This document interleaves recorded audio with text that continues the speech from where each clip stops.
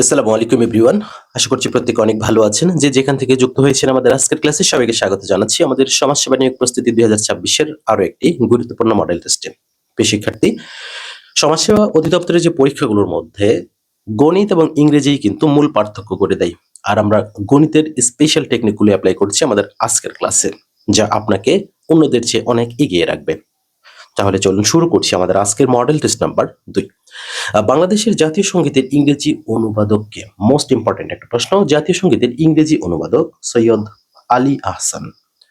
সূর্য হতে পৃথিবীতে আলো আসতে বা পৌঁছাতে কত সময় লাগে? সাধারণত 8 মিনিটে ধরা হয়। আন্তর্জাতিক পরিবেশ দিবস কবে পালিত হয়? এটা আপনারা নিশ্চয়ই জানেন, প্রত্যেকটা ক্লাসে এটা আমি যুক্ত করে রাখি। এটি হলো 5 জুন। বাংলাদেশের স্বাধীনতার ঘোষণাপত্র কত তারিখে পঠিত হয়? এটি কিন্তু খুবই গুরুত্বপূর্ণ প্রশ্ন। একটি স্বাধীনতার ঘোষণাপত্র 17 এপ্রিল 1971 পাঠ করা হয়। ডিমের সাদা অংশে কোন শ্রেণীর প্রোটিন থাকে? মূলত ডিমের সাদা অংশে থাকে অ্যালবুমিন নামক এক ধরনের প্রোটিন। চটকা কোন অঞ্চলের লোকসঙ্গীত? একটি লোকসঙ্গীত বা যেটি হোক, এই জিনিসগুলো যেমন ঝুমুর নাচ রয়েছে, ভাওয়াইয়া রয়েছে, বিভিন্ন ধরনের রয়েছে, ঠিক এই ধরনেরই একটি চটকা, যা রংপুর অঞ্চলের একটা লোকসঙ্গীত। বাংলাদেশের জাতীয় পতাকার ডিজাইনার হলেন কামরুল আহসান। গ্রামীণ ব্যাংক এটি কোন ধরনের তালিকাভুক্ত ব্যাংক? মূলত গ্রামীণ ব্যাংক যেহেতু একটা এনজিও, সেহেতু এটি তফসিল বহির্ভূত এক ধরনের ব্যাংক। জাতীয় প্রবাসী দিবস কবে? খুবই গুরুত্বপূর্ণ একটি প্রশ্ন কিন্তু। জাতীয় প্রবাসী দিবস পালন করা হয় প্রতি বছর 30 ডিসেম্বর। পৃথিবীর সবচেয়ে বেশি সংখ্যক লোক কোন ভাষায় কথা বলে? খুবই খুবই সহজে ভুল হওয়ার মতো একটি প্রশ্ন। এই প্রশ্নের উত্তরটি আপনাদের জন্য একটা এইচডব্লিউ থাকবে, অপশন থাকবে ইংরেজি এবং ম্যান্ডারিন। আপনারা কোন দুটি সঠিক উত্তর হবে আপনারা কমেন্ট সেকশনে জানিয়ে দেবেন। পিসি কালচার বলতে বোঝানো হয় মৎস্য সম্পর্কিত বিদ্যা, তাহলে এটি হবে মৎস্য চাষ সম্পর্কিত বিদ্যা। জাতিসংঘের প্রতিষ্ঠা দিবস 24 অক্টোবর। সোর্ড অব অনার সম্মান কাকে দেওয়া হয়? মূলত সেনাবাহিনীর যে শ্রেষ্ঠ ক্যাডেট গুলো তৈরি হয়, এই শ্রেষ্ঠ ক্যাডেটদেরই সোর্ড অব অনার প্রদান করা হয়। বাংলাদেশের কোন শস্যকে সিলভার ফাইবার বলা হয়? সিলভার ফাইবার বলা হয় তুলাকে। বাংলাদেশের আইন প্রণয়নের ক্ষমতা রয়েছে কার? আইন প্রণয়নের ক্ষমতা রয়েছে জাতীয় সংসদের। বিশ্ব মানবাধিকার দিবস কবে পালন করা হয়?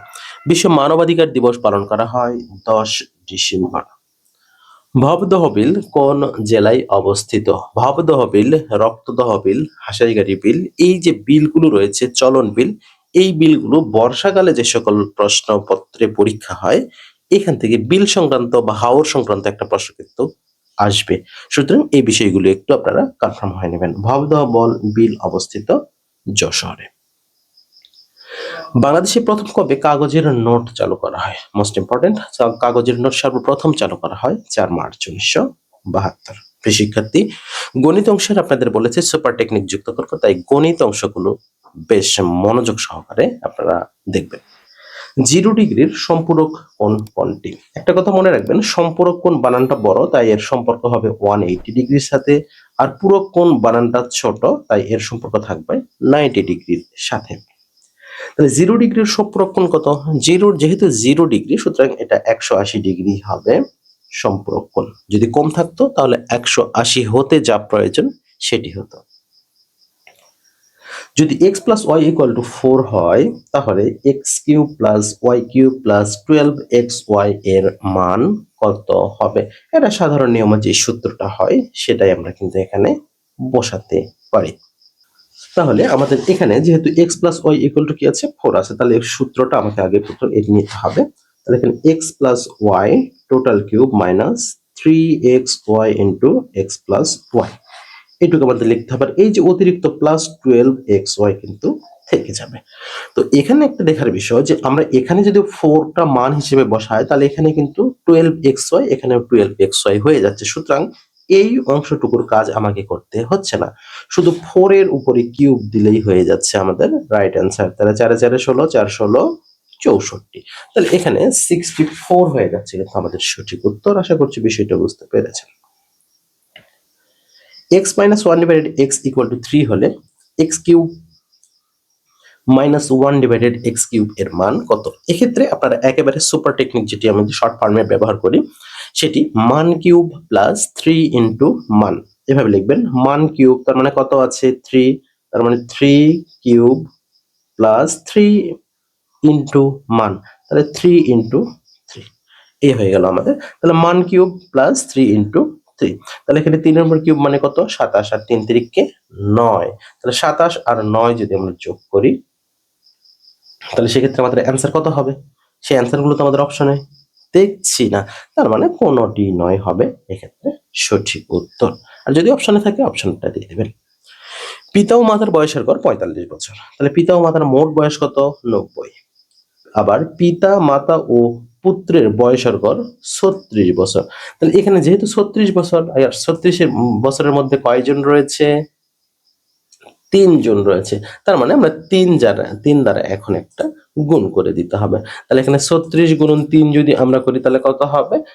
প্রায় 3 3 90, 108, 318, 108 হয়ে যাবে। তাহলে এই 108 থেকে আমরা 90 বিয়োগ করলে কত হবে? 18 হবে। আর এই 18টাই হচ্ছে আমাদের সঠিক উত্তর। আশা করছি বিষয়টা বুঝতে পেরেছেন।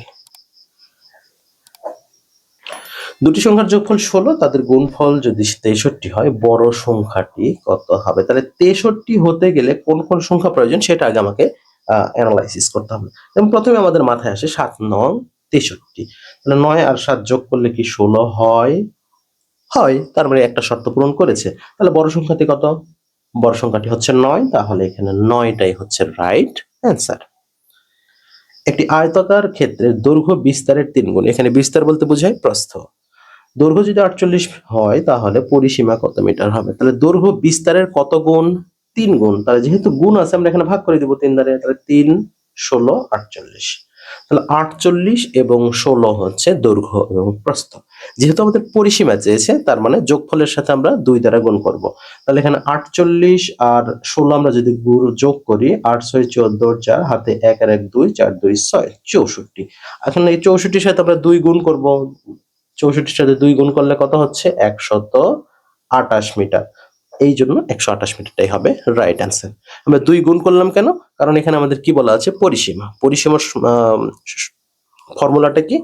2 ইনটু দৈর্ঘ্য যোগ প্রস্থ। একটি অপ্রকৃত ভগ্নাংশের লব ও হরের পার্থক্য 1, এটা হচ্ছে প্রথম শর্ত।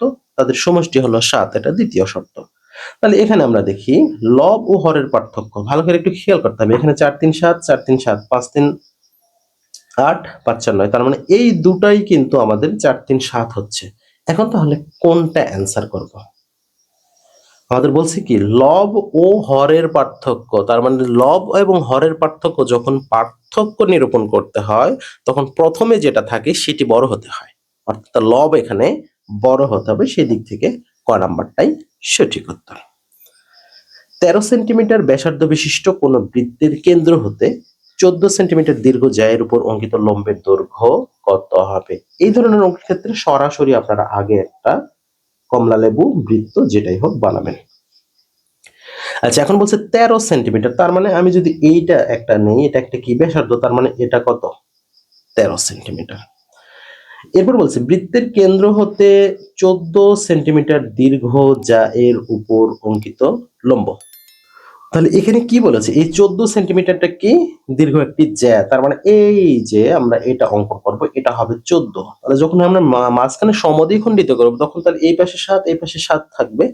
এবার এখন আমাদের বলছে অঙ্কিত লম্বের দৈর্ঘ্য কত, অর্থাৎ এই যে আমাদের এটা বের করতে হবে। তাহলে আমরা এটা কত পেলাম? 7। তাহলে এখানে 13 পেয়েছি, এখানে 7 পেয়েছি, এখানে লম্বটা বের করতে হবে। যেহেতু এটি একটি সমকোণী ত্রিভুজ হয়ে গেল, তার মানে সমকোণী ত্রিভুজের সূত্র সেই পিথাগোরাসের সূত্র অনুযায়ী আমাদের বের করতে হবে কি? লম্ব স্কয়ার প্লাস ভূমি স্কয়ার ইকুয়াল অতিভুজ স্কয়ার। যেহেতু আমাদের অতিভুজ স্কয়ার আছে কত? 30 এর উপর স্কয়ার করলে কত হবে? 169, আর এখানে 7 এর উপর তার মানে 49। তাহলে এখানে আমরা 021।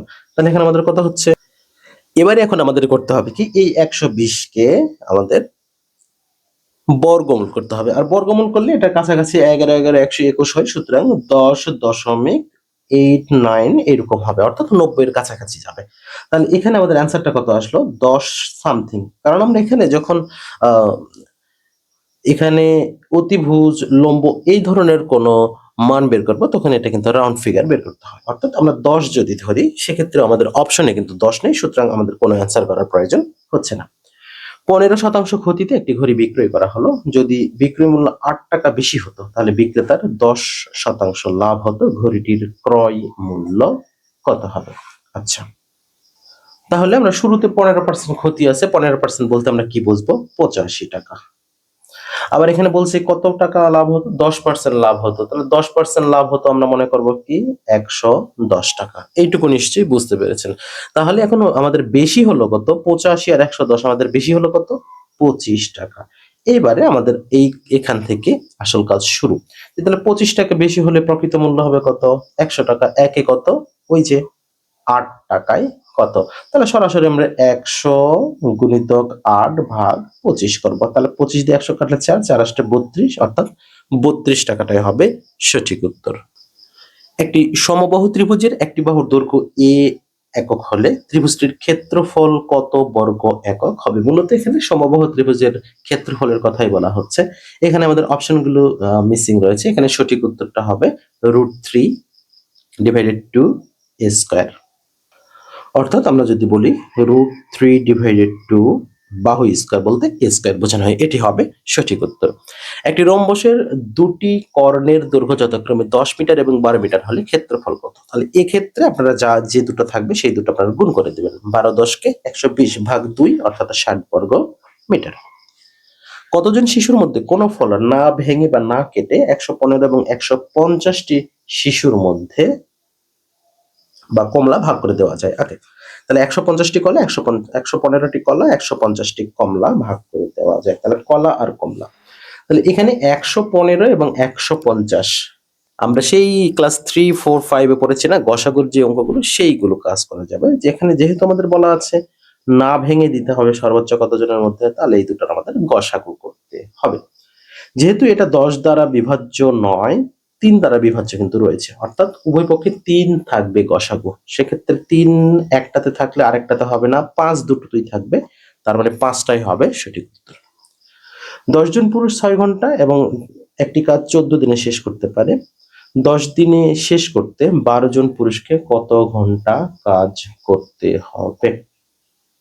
তাহলে এখানে দুই ভাবে এই অঙ্কটা করা যায়। এখানে 10 জন পুরুষ 6 ঘন্টা কাজ করে 14 দিনে কাজটি শেষ করে। দুই ভাবে বলতে এখানে যেহেতু এমসিকিউ পরীক্ষা, আপনাকে সময় কিন্তু নির্ধারিত সময়ের মধ্যে শেষ করতে হবে। এখানে প্রথমটা একেবারেই নরমাল পদ্ধতি, যে এখানে 10 জন পুরুষ 6 ঘন্টায় 14 দিনে একটি কাজ করছে। তাহলে 6 10 60, 60 গুণন 14, 6 14 84, মানে 840। এখন আমার এখানে 10 আর 12 আছে, তাহলে 12 10কে 120, 120 এর সাথে কত গুণ করলে 840 হবে? 7 12 84, তার মানে 7, এই 7 অ্যান্সার। এটাই হচ্ছে একদম সহজ নিয়ম। এখন আপনি যদি এটার থেকে কনভার্ট করে ওটা যান, ওটার থেকে কনভার্ট করে এভাবে যান, এটা কিন্তু অনেক ঝামেলাযুক্ত একটা হয়ে যাবে। এটাই হচ্ছে সবচেয়ে ইজি একটা পদ্ধতি।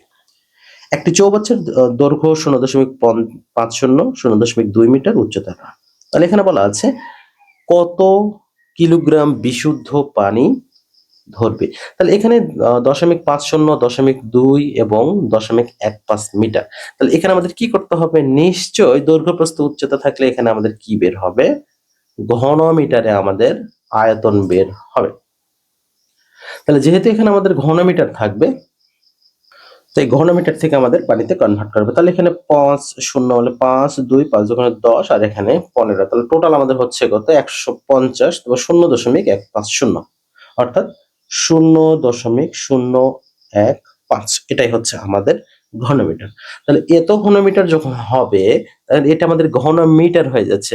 আমরা জানি কি 1 ঘনমিটার বিশুদ্ধ পানির ওজন 1000 কিলোগ্রাম। তাহলে জাস্ট এটাকে আমরা গুণ 1000 করব। তাহলে গুণ যদি 1000 করি, তাহলে আমাদের হয়ে যাচ্ছে কত, 1 2 3, তার মানে 15 হয়ে যাচ্ছে। অর্থাৎ 15 কিলোগ্রাম বিশুদ্ধ পানি ওই চৌবাচ্চায় ধরবে। এরপরে আমাদের যেটি রয়েছে যে এক চৌবাচ্চার অঙ্কের এই অঙ্কগুলো কিন্তু আপনারা বারবার প্র্যাকটিস করে নেবেন, যে টেকনিকগুলো দেখানো হচ্ছে বারবার প্র্যাকটিস করে নেবেন। এরপরে আমাদের যেটি রয়েছে যে একটি গাড়ির চাকা প্রতি মিনিটে 90 বার ঘোরে, অর্থাৎ 60 সেকেন্ডে 90 বার ঘুরে 1 সেকেন্ডে কত ডিগ্রি ঘুরবে। তাহলে এটাই কথা যে 60 সেকেন্ডে 90 বার ঘুরে, একবার ঘুরলে কত ডিগ্রি হয়? 360 ডিগ্রি হয়। তাহলে একবার যদি 360 হয় তাহলে 1 সেকেন্ডে আমাদের এখানে কত? 90 কে যদি আমরা 60 দ্বারা ভাগ করি তাহলে 3/2 হবে, অর্থাৎ 1.5 বার ঘুরবে। তাহলে প্রথমে হবে 360 এবং 360 এর সাথে আরো অর্ধেক 180, তার মানে 540, অর্থাৎ 540 ডিগ্রি হবে এক্ষেত্রে সঠিক উত্তর। 2 3 5 9 17 সংখ্যাটি কত? আচ্ছা, পরবর্তী সংখ্যাটি কত? 2 3 5 9 17, পরবর্তী সংখ্যাটি হবে 33।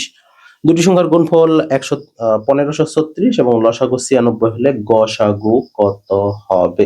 এক্ষেত্রে সাধারণত বড় সংখ্যাকে ছোট সংখ্যা দ্বারা ভাগ করলে পাওয়া যাবে, যেহেতু আমাদের এখানে কোনো অপশন নেই তাই কোনটি নয়। বাংলা অংশের শুরুতে আমাদের রয়েছে জমিদার দর্পণ নাটকের ট্র্যাজেডির গভীরতা ফুটে ওঠেনি, এর কারণ কি হতে পারে? এর মূল কারণটাই হচ্ছে যে এখানে 3টি সত্যি রয়েছে, কাহিনীর একমুখী সংলাপ রয়েছে, চরিত্রের অভ্যন্তরে দ্বন্দ্ব রয়েছে এবং নাট্যকারের শৈল্পিক নিরাসিক। 3টি সঠিক। বৈধ যুক্ত পণ্যটি কিভাবে গঠিত হয়েছে? বৈধ বলে দেওয়া হয়েছে মৌখিকভাবে, বযুক্ত ধ হবে। উপশহর শহরের সদৃশ, তাহলে এখানে হবে কি? অব্যয়ীভাব সমাস। দন্তন্য কোনগুলো? তথ তথ দন্তন্য বলাই আছে, তার মানে এখানে গ নাম্বারটাই সঠিক উত্তর। সকলের জন্য প্রযোজ্য, এক কথায় কি হবে? সকলের জন্য প্রযোজ্য হলে হবে সার্বজনীন। চোখের বেলে উপন্যাসটি লিখেছেন কে? চোখের বেলে উপন্যাসটি রচনা করেছেন রবীন্দ্রনাথ ঠাকুর। বাংলা ভাষায় রচিত প্রথম উপন্যাসের নাম। বাংলা ভাষায় রচিত প্রথম উপন্যাস যদি বলা হয় তাহলে সেটি হবে আলালের ঘরের দুলাল। বাংলা ভাষায় শব্দ সাধন হয় না নিম্নোক্ত কোন উপায়? সাধারণত সমাস উপসর্গ দ্বারা হয়, তবে লিঙ্গ পরিবর্তন দ্বারা নতুন কোনো শব্দ হয় না। যার বাসস্থান নেই তাকে এক কথায় প্রকাশ করলে কি হবে? অনিকেত বা অনিকেতন। উচ্ছেদের সঠিক সন্ধি বিচ্ছেদ কোনটি? উত যুক্ত সেদ, এখানে খণ্ডত ব্যবহার করতে হবে। নৌকা ঘাটে বাঁধা, এখানে ঘাটে কোন কারকে? কোন বিভক্তি। তাহলে কোথায় বাঁধা আছে? ঘাটে, তার মানে স্থান বোঝাচ্ছে। এ বিভক্তি যুক্ত আছে, অর্থাৎ অধিকরণে সপ্তমী। ক্ষুধার্থ শব্দটির সঠিক সন্ধি বিচ্ছেদ হবে ক্ষুধা যুক্ত রত, এখানে রি থাকবে। বাংলা সনেটের প্রবর্তক, বাংলা সনেটের প্রবর্তক বলা হয় মাইকেল মধুসূদন দত্ত, আর শুধু সনেট থাকলে হবে পৈতৃক। কোন বানানটি শুদ্ধ? আমাদের নির্মিলিত রয়েছে, নিমিলিত রস্বই দীর্ঘই রস্বই, এই ফরমেশন থাকবে। রস্বই দীর্ঘই রস্বই আমাদের খ নম্বরে রয়েছে। হরতাল শব্দটি কোন ভাষা থেকে আগত? গুজরাটি ভাষা থেকে এসেছে হরতাল শব্দটি। আপনারা পর্তুগিজ শব্দগুলো একটু বেশি বেশি পড়ে নেবেন। শুদ্ধ বানান কোনটি? আবিষ্কার, পরিষ্কার, পিচাস এবং পরিষ্কার রয়েছে। পরিষ্কার বানানটি সাধারণত কি? মূর্ধন্য স হয়, রাইট? তাহলে আমাদের এখানে ঘ নাম্বারটি সঠিক। নিচের কোন গুচ্ছে সব শব্দগুলোই শুদ্ধ রয়েছে? ঔষধ প্রথমটা ঠিক রয়েছে, বিনা তৃণহীন, অর্থাৎ ক নাম্বারে সবগুলোই সঠিক রয়েছে, পরবর্তী অপশনে যাওয়ার প্রয়োজন পড়ছে না। মুসলিম সাহিত্য সমাজ প্রতিষ্ঠিত হয় কবে? মুসলিম সাহিত্য সমাজ 1926 সালের 19 জানুয়ারি প্রতিষ্ঠিত হয়। ইংরেজি অংশের শুরুতে রয়েছে oncology related, oncology relates to medicine. Identify the correct sentence, আমাদের এখানে আইডেন্টিফাই করতে হবে। তাহলে এখানে কি রয়েছে? যে she is the person with who, with হু তো হবে না। আচ্ছা, এরপরে রয়েছে যে she is the person home I spoke. আচ্ছা, পারসন টু, আচ্ছা পার্সনের পরে টু আছে কোথায়? এটা খুঁজে বের করতে হবে। শি ইজ পারসন টু, এখানে হু তার মানে গ নাম্বারটা আমাদের হবে she is the person to whom I spoke yesterday. Find correctly spelled word, এখানে অ্যাডাল্টারেশন রয়েছে, তাহলে অ্যাডাল্ট বানান করব এডি ইউ, ও আচ্ছা অ্যাডুলেশন, অ্যাডাল্টারেশন না অ্যাডুলেশন, তাহলে অ্যাডুলেশন ক নাম্বারটাই সঠিক রয়েছে। এরপর আমাদের রয়েছে which is the correct sentence, sentence correction. He is the most perfect জাজ, মোস্ট পারফেক্ট কোনো কথা নেই, জাস্ট পারফেক্টই হবে, অর্থাৎ হি ইজ এ পারফেক্ট জাজ। He ran fast, lest he dash miss the bus train বিভিন্ন থাকে, তাহলে এখানে লেস্ট হি শুড বা হি শুডটাই ব্যবহার করা হয়ে থাকে। এ horse runs fast dash in this sentence first, তাহলে এর হর্স রানস ফাস্ট তার মানে এখানে ঘোড়াটি দ্রুত দৌড়ায়, তাহলে এখানে দ্রুত দৌড়ায়, দৌড়ানোর অর্থাৎ ভার্ব কিভাবে কাজ সম্পন্ন করছে সেটা বোঝাচ্ছে, তার মানে নিঃসন্দেহে এটি একটি অ্যাডভার্ব। আমি আচ্ছা আমি বরং মরব কিন্তু ভিক্ষা করব না, আমি বরং মরব, I would rather die than beg, I would rather die than beg. আচ্ছা, the adjective of tenacity, tenacity মানে tenacious, ক number tenacious. Which one is the synonym of random? Random এর synonymটা হবে কি? Arbitrary. এরপরে রয়েছে what is the adjective of a heart? Heart এর adjective আপনারা মোটামুটি সবাই পারেন, heart এর adjective এটি SW থাকবে, আপনারা কমেন্ট সেকশনে জানিয়ে দেবেন সঠিক উত্তরটি। Choose the right one for the blank. I saw dash beggar, তাহলে I saw a one eye beggar, তাহলে one eyed সাধারণত এক্ষেত্রে রাইট অ্যান্সার করতে হয় a one eyed। Sentence correction থেকে আরো একটি প্রশ্ন, there are a book and a pen on the table, এটাই তো সঠিক হচ্ছে, তার মানে এটি রাইট অ্যান্সার। এরপরে আমাদের রয়েছে which is the correct gerund, কোথায় সঠিকভাবে জিরান ব্যবহার করা হয়েছে। I saw the girl dancing, এটি হবে না। আই এম ড্যান্সিং, এটিও হবে না। Dancing is a good exercise, এখানে swimming is a good exercise, writing is a good habit, এই যে এই বিষয়গুলো এখানে শুরুতেই যে আইএনজি যুক্ত ভার্ব আছে এটাই কিন্তু জিরান হিসেবে ব্যবহার হয়। Select the meaning of the word stagflation. Stagflation এখানে ইকোনমিকের সাথে ইকোনমিক স্লো ডাউন হবে। What will be the correct preposition? I am not bad dash tennis, bad at অর্থাৎ অদক্ষ। I shall wait for you, আমি তোমার জন্য অপেক্ষা করব কখন? Till you do not return, till you don't return. এবং সর্বশেষ রয়েছে he dash arrested if he had try to leave country, দেশ ত্যাগ করতে চাইলে, তাহলে এটা ভবিষ্যতের কথা বলতেছে যে যদি সে দেশ ত্যাগ করতে চায় তাহলে উড হ্যাভ বিন অ্যারেস্টেড, সে গ্রেপ্তার হতে পারে। প্রিয় শিক্ষার্থী, আপনারা যে যেখান থেকে আমাদের গুরুত্বপূর্ণ আজকের ক্লাসে শুরু থেকে শেষ পর্যন্ত যুক্ত ছিলেন সবাইকে অসংখ্য ধন্যবাদ জানিয়ে শেষ করছি আমাদের আজকের ক্লাসটি। আল্লাহ পাক আপনাদের সবাইকে অনেক ভালো রাখুন, সুস্থ রাখুন, এই শুভকামনায় শেষ করছি আজকের ক্লাসটি। দেখা হবে আগামীকাল আরো একটি ক্লাসে, সে পর্যন্ত আল্লাহ হাফেজ।